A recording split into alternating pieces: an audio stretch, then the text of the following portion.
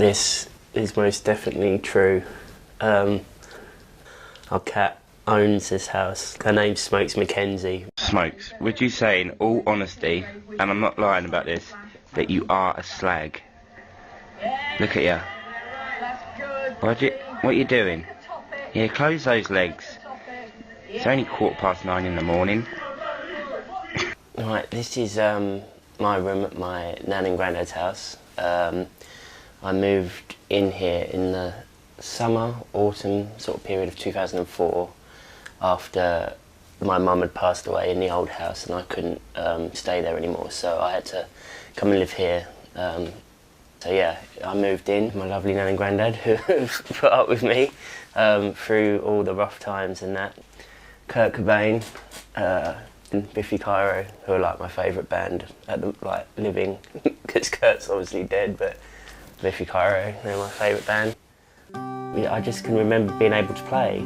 I never really remember learning, or I don't know, that being that long period of learning. I was just playing, and then my first band was a band called the Fur Cups. And we were terrible. I mean, we were doing Radiohead covers, and I'd moved to bass, by the way, at the time. I decided I was going to play bass in a band, so I had this crappy bass. It was so bad, like the guitar turned into a bass that it was all wrongly fitted. It was complete useless. So it was like and made this horrible sound. But you know, I was in that band, the Fur Cups, and yeah, I wasn't going too well. And I remember the band members were like, "Oh, we're going to get another bass player because you're not good enough at bass." So I was like, "Okay, whatever." And I remember I got myself a full size bass, and I just practiced loads on my own. I didn't tell anyone like that I was practicing loads and that I was getting any better. And then it was the same as the guitar, it didn't seem like it was that long of a learning period. And then I was playing bass like really well, and then I went into practice, you know, and I was just playing really well, and they were like, "Oh right, when did you get good?" basically. Another band come into for me, Fluid, and they asked if I wanted to join them. I was like, yeah, you know, they were well known in Southend, and the other band were like a bit regretting what they'd said to me by then, but you know, I'd really improved by then, so I went into a band called Fluid, yeah, and we done really well, and you know, we were well known and stuff. Like we supported Biffy Clyro at Chinnery's.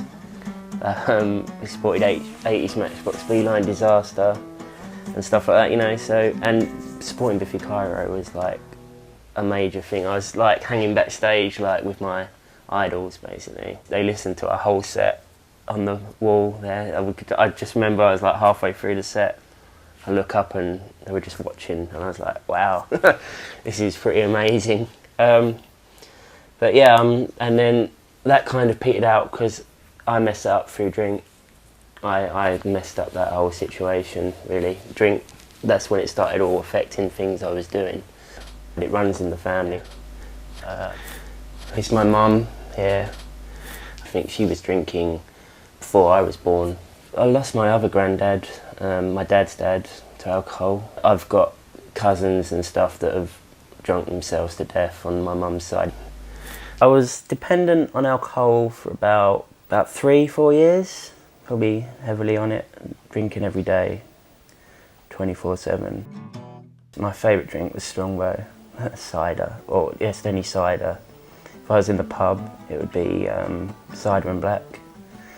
In the pub, that's all I'd have. All the pubs knew what my drink was, so they'd have it ready for me when they saw me come in. Always cans of Strongbow, always drink Strongbow constantly, and that would be literally 24/7. Like, I'd just sleep random times. I'd wake up sometimes at 4 a.m, just drink till I fell asleep again. That was basically my life. It was just drinking till I fell asleep, waking up, and then drinking till I fell asleep again. So it depended really when I passed out and stuff like that, like how much I would drink in any session. But probably in a 24-hour period, I don't know, 13, 14 cans a day probably. Spiraled out of control. I just lost control completely.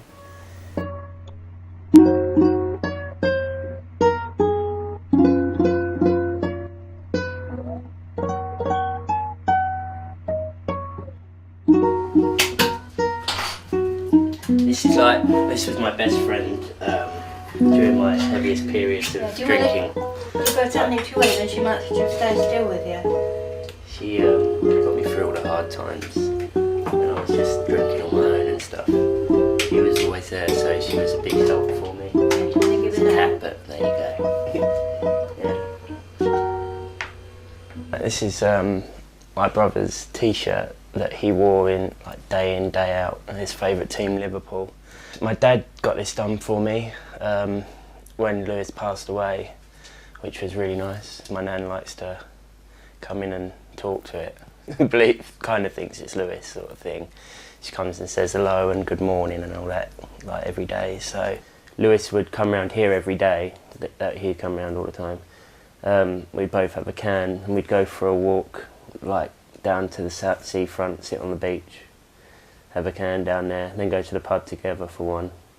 We'd do that quite a lot, like just walk around and chat just about things. And Lewis, he was a nutter, but then he was just nuts even when he wasn't. Like before he started heavily drinking as a child, he was just a nutcase. He was just always. Before he could ollie properly, he was just like, I'm gonna do it, you know. And he'd hurt himself, like he'd hurt his legs, and he'd just keep doing it and doing it like he had no fear. And there was no drink in him. He's just always been like fearless, basically. But that was his downfall in the long run. He thought no one could touch him. Basically, nothing could hurt him. And he still believed that to the day. Like when he was in hospital, he was like, when I get out, I'm gonna have a beer, stuff like that. And it wasn't until the day before he went to Colchester, I think, Chelmsford Hospital, one of those hospitals. He went there for the liver transplant, and then, just on his way, when he got into the ambulance to be taken, he said to my dad, yeah, I'm going to quit drinking. That he actually said he's going to quit, and that's the first time I'd ever heard him say that in the whole time he was drinking. Never heard him say that before. So he said that to my dad. But ultimately it was too late, you know, he'd gone well too far. But that was his downfall. He just thought he was untouchable. He didn't think, you know, that it would kill him. He just thought he was having the best time of his life and nothing was affecting him.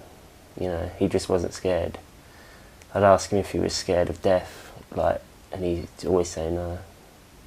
He said, I'm not scared, once I'm gone, I'm gone, you know, that was his attitude. He honestly wasn't scared. He was like, oh, you know, if I die, I die, you know, I'll be dead, so. But yeah, that was the way it affected Lou, really. But like I said, it just made him more nuts than he already was. It just made him totally crazy. You ask anyone, there will never be anyone like him ever again. He's mental. Right.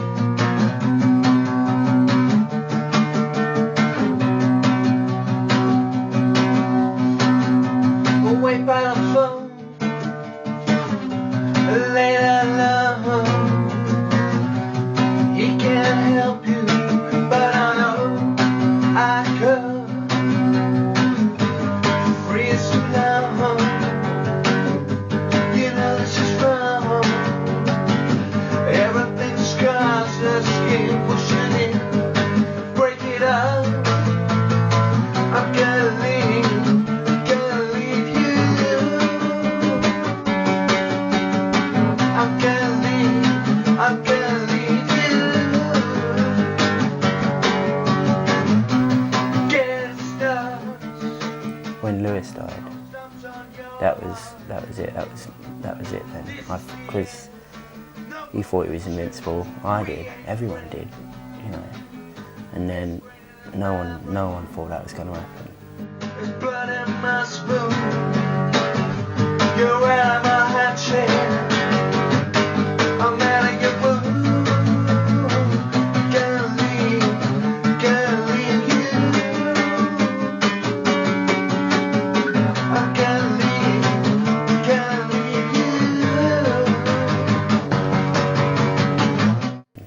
that was out of the blue. I mean, we all knew he'd pushed it too far, but we thought, he went to Chancellor for a liver transplant, and we thought, he'll get a liver, it'll be all right.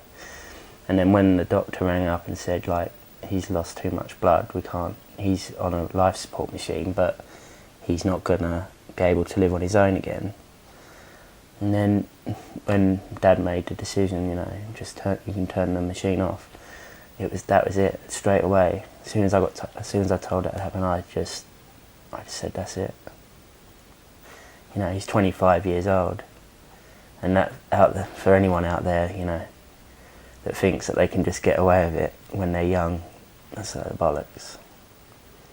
It affects you, he'll get you, no matter how old you are. You're not invincible at a young age. People, I'm in my 20s, I'm fine, I'm in my 30s, I've got plenty of time to do it. It's a load of bollocks. It will catch you and it will get you, and it will kill you, So that's what people out there need to realise, Lewis was all jaundiced, had yellow in him.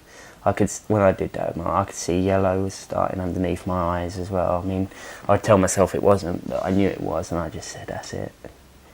That's the end. I need to stop, or I'm going to die. Another year and I'll be dead. And I don't want to die, let alone put all my family through another death like that, It's just too much. So something inside me just went, that's it. So when Lewis died was when I just said, that's enough now. That's it. I'm stopping. I want to know who's trying to kill me. We're here to protect you, sir, not to start an investigation. We will find out who's trying to kill you, Padre. I promise you. Well, every time I threw up, there was blood in it and stuff. Towards the end, I was, pretty ill, like, I was hardly going to the toilet because I wasn't eating anything, so I was just being sick, like if I'd take a bad swig. So it's alright, I've just ripped my stomach lining a little bit, from retching. Scared, petrified. I was petrified before I went into detox. I knew it was coming. It's the worst. The 3 days, like, when you first get into detox. The worst point was when I got out of my dad's car and I had a can with me for the journey. And I got out of my dad's car and he said, you got to put that down now, son, obviously. And I had to put it in the bin, and I was like, I looked at the can and I was genuinely upset that I was going to throw the can in the bin, and that was it. It's like saying goodbye to like a life partner or something. Like literally I felt that attached to it. I was in tears, I was crying. It felt like I was losing a part of me. It was really weird. I mean, this horrible, disgusting drink that kills millions and causes horrible devastation and grief to people. I was crying that I was letting go of it. It was horrible, and I threw it in the bin, and that was it. I realised that I'm never going to be able to drink again. That was it. I just threw the last time I'm ever drinking in the bin. That's it. Petrified. Went into detox, and the first 3 days are the worst. I can't begin to tell you how bad it is. It's really bad. Physically, I couldn't walk, I couldn't do anything. Mentally, I was seeing things, I was hallucinating, people throwing stuff at people that weren't even there. I had to have someone sit with me for the first 36 hours to keep an eye on me, to make sure I didn't hurt myself or I didn't fit and all this sort of stuff. I couldn't go to the toilet, and someone had to bring a pan to me because I couldn't walk, I was too ill. Yeah, it was bad times. But with all that said, after those first 3 days, and you come round, and I went downstairs for the first time into the main living bit, and I had my first proper meal, and I enjoyed it I enjoyed food for the first time in like 3 or 4 years. I cried. It was the best feeling in the world, and I had a cup of tea with it, and I forgot how much I love tea, and I can't tell you the joy I felt. I knew that I'd got over that hump and I'd survived that 3-day thing, and I knew things could only get better, and I was just like, this is it. I've done it. I fucking done the bit I've been dreading for all those years. I've got over that worst 3 days, and now my life's ahead of me. And now I can do it, and I can live, and I can have children, and I can have a life now. And it was just the best feeling I've ever had. I can't begin to tell you. I was like, oh, I've done it. So yeah, I had the first meal. The next day, I think I drank like 40 cups of tea. Yeah, 40 cups. And they were like, bloody hell, Dan. I was like, yeah.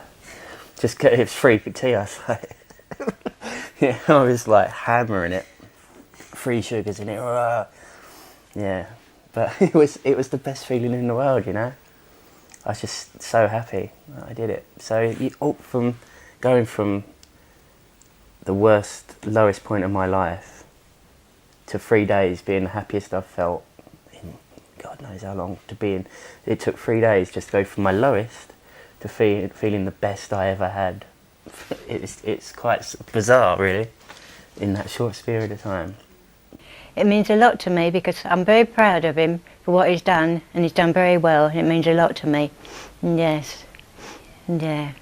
I don't want to go the same way. You know, I could have easily just sunk to the bottom of a bottle and given up on my detox and my rehab, but I wasn't going to do that, you know.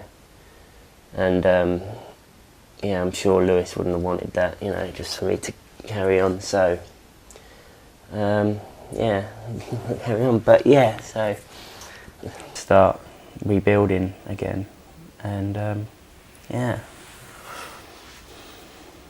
it's just had a bad effect on the whole family. I mean, you know, it's taken away 2 very important people, really. That's all I can say on it. I mean, you know, losing your mum and your brother, I mean, I don't know what else to say, really. That is the effect it's had. What do you love most about Ben? He's cuddly, and he's just got a nice nature. Yeah. You know, and he's nice to be around. You know, and he's sort of, if I need anything done, he'll do it for me. Mm. Yeah.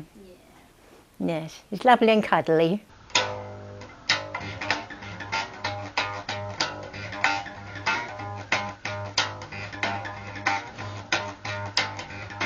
Yeah, I'm just gonna keep just whacking away at that, really. Just keep playing that on my own. I'm pretty confident in my bass playing, so it's my guitar that I want to tighten up, really. But yeah. Well, I'm at the moment, I'm having guitar lessons to learn my theory, basically, because I want to go into teaching. So I'm learning all my theory, whereas before I was just picking up and playing like what I heard, you know, doing it that way. Like I didn't know any scales or anything like that. I was just playing by ear, really. So now I'm learning all my theory, getting all my scales down, getting all my notes down, knowing the proper inner workings of music, so I can go into teaching. So at the moment I'm just going back to the basics, really, like literally going back to basics, learning scales and all that sort of stuff, starting again, stripping it down.